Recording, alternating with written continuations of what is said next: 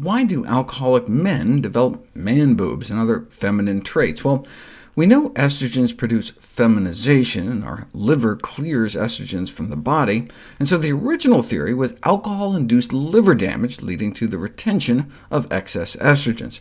The problem was that when they measured estrogen levels, they were not elevated, and even those with cirrhosis of the liver appeared to clear estrogens from the body normally. And also men's testicles started shrinking even before serious liver disease developed. So alternative explanations were considered.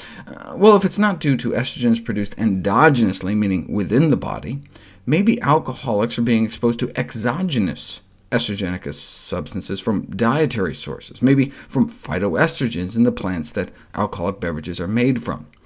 The discovery that plants could contain hormonal compounds was made back in 1951 by two Australian chemists charged with finding out the cause of an epidemic of infertility in sheep that was ravaging their nation's wool industry. It took them 10 years, but they finally figured out the cause. A compound present in a type of clover called genistein, the same phytoestrogen found in soybeans. Online, you can read about the dreaded clover disease on scaremongering websites, but you'll note they never talk about the difference in dose. To get as much as the sheep were getting from clover, you'd have to drink more than 1,000 cartons of soy milk a day, 8,000 soy burgers, or about 800 pounds of tofu a day. Now, this is not to say you can't overdo it. There are 2 case reports in the medical literature on feminizing effects associated with eating as few as 14 to 20 servings of soy foods a day. But at reasonable doses, or even considerably higher than the 1 or 2 servings a day Asian men eat, soy phytoestrogens do not exert feminizing effects on men. So anyways, back in 1951, we realized plant compounds could be estrogenic. Aha! 2 German researchers realized maybe that's why women who handle hops start menstruating. And indeed, they found estrogenic activity in hops, which is the bittering agent used to make beer. They found trace amounts of the soy phytoestrogens, but in such tiny quantities that beer would not be expected to have an estrogenic effect.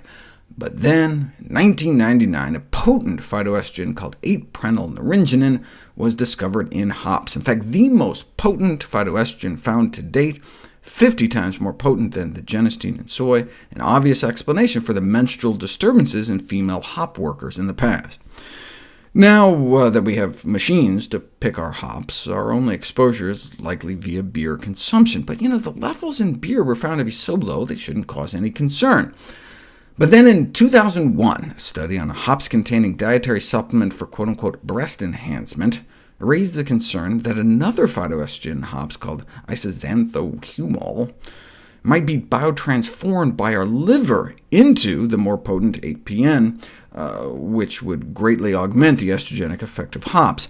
But this was a study done on mice. Thankfully, a study using human estrogen receptors found no such liver transformation, and so all seemed fine until 2005. See, the liver is not the only transformation site inside the human body. The human colon contains trillions of microorganisms with enormous metabolic potential. It's like a whole separate organ within our body, with 100 livers worth of metabolizing power. So let's effectively mix some beer with some poop and see what happens. And indeed, up to a 90% conversion was achieved.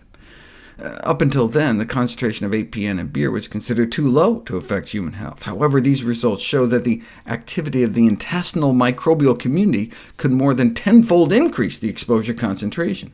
This can explain why you can detect 8-PN in the urine of beer drinkers for days, because their gut bacteria keep churning it out.